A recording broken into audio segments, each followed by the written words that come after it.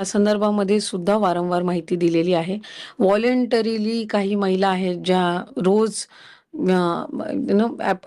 त्यांचे जे काही अर्ज आहेत ते वेगवेगळ्या स्तरावर विभागाकडे प्राप्त होत आहेत. काही खाली ग्राउंड लेवलला जे आहेत अंगणवाडी सेविका असतील त्यांच्याकडे, किंवा खाली तहसील कार्यालयाकडे किंवा विभागाकडे, विभागाच्या जिल्हास्तरीय किंवा तालुकास्तरीय जे अधिकारी आहेत त्यांच्याकडे त्या संदर्भातले जे अर्ज येतात की आम्ही ह्या योजनेसाठी याच्यामुळे आता पात्र नाही आहोत, आम्हाला सरकारी नोकरी लागलेली आहे त्याच्यामुळे आम्ही आता पात्र नाही आहोत, किंवा आम्ही लग्न होऊन दुसऱ्या राज्यामध्ये गेलेलो आहोत त्याच्यामुळे आता पात्र नाही आहोत, किंवा आमचं उत्पन्न आता 2.5 लाखाच्या पुढे गेलेलं आहे म्हणून आम्ही पात्र नाही आहोत, किंवा आम्ही 4 व्हीलर गाडी घेतलेली आहे म्हणून आम्ही पात्र नाही आहोत. अशा पद्धतीनं रोजच्या घडीला, आणि ही आजची काही नवीन गोष्ट नाहीये, ऑगस्ट महिन्यामध्ये सुद्धा आम्हाला त्या पद्धतीने येत होते, ऑक्टोबर महिन्यामध्ये सुद्धा आलेले आहेत. व्हॉलंटरीली ज्या महिला आहेत त्या येत आहेत समोर. आणि जे आम्ही GR आहे त्याच्यामध्ये कुठल्याही पद्धतीचा बदल हा करण्यात आलेला नाहीये.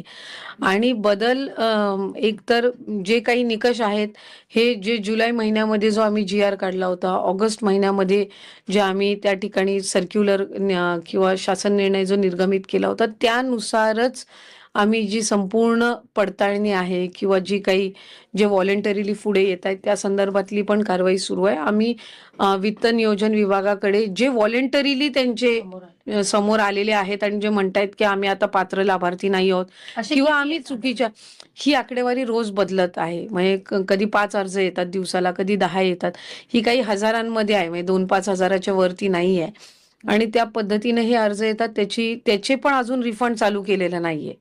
अजून कोणाचाही एकही रुपया कधी खात्यातून घेतलेला नाहीये विभागाने. हे जे व्हॉलंटरीली अर्ज आलेले आहेत त्यांची सुद्धा आम्ही कारणं जी आहेत ते स्थानिक प्रशासनाकडून तपासून घेत आहोत.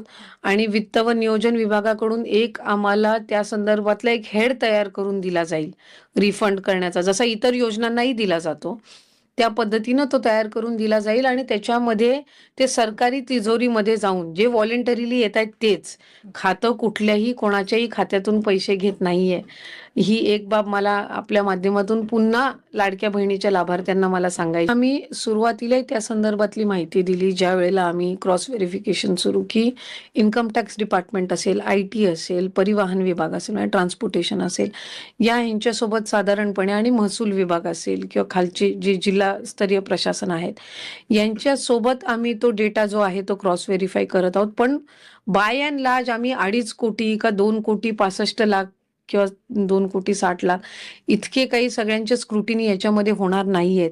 त्याच्यामध्ये काय असं नाहीये की 30 लाखाचा का 40 लाखाचा का 30 लाख हा आकडा जो आहे तो समोर येतोय, वृत्त पण समोर येतोय आणि अनऑफिशियल त्याविषयी बोललं जातंय की हा आकडा इतका मोठा आहे, पण पालिका निवडणुकीच्या तोंडावर सरकार तो जाहीर करत नाहीये, असं सुद्धा त्याला एक त्या दृष्टिकोनातून पाहिलं जातंय. आम्हाला विभागाला, मंत्री म्हणून मला, मुख्यमंत्री म्हणून फडणवीस साहेबांना, उपमुख्यमंत्री मंत्री म्हणून शिंदे साहेबांना, अजितदादांना, आमच्याकडे कोणाकडेही हा आकडा नाहीये, ना माझ्या विभागाकडे हा आकडा आहे. मला माहित नाही, हा आकडा विरोधकांच्या कुठल्या तरी सोशल मीडियाच्या अकाउंटवरून आला आणि तिथून वर्तमानपत्रांनी उचलला का काय, आम्हाला त्या संदर्भातली खऱ्या अर्थानं म्हणजे कधीही आतापर्यंत विभागाचा लाडकी बहीणचा आढावा घेत असताना हा आकडा आला नाही. याच्या जवळपासचा पण कुठला आकडा आमच्यापर्यंत आलेला नाही. 30 लाख तर सोडून द्या, 15 लाख, 10 लाख असाही कधी आकडा आलेला नाहीये. त्याच्यामुळे अशा पद्धतीनं म्हणजे की काही हजारांच्या घरातच ही संख्या आहे. नाही, मी आपल्याला म्हटलं की जे आम्ही आता जे GR मध्ये जे सुरुवातीपासून निकष आहेत याचा जो क्रॉस व्हेरिफिकेशन आहे ते आज आम्ही जाहीर केला आणि 10 दिवसामध्ये 15 दिवसामध्ये येईल असं नाहीये. हा डेटा म्हणजे क्लोजली मॉनिटर करणं आहे, कारण ही योजना आम्ही फार प्रभावी पद्धतीनं आणि महत्वाकांक्षी योजना आहे. आम्हाला त्या संदर्भातले कुठलेच गैरसमज, आणि जर लाखांमध्ये असती तर मग 2,41,00,000 महिलांना कसं काय या महिन्यात पण लाभ गेला असता.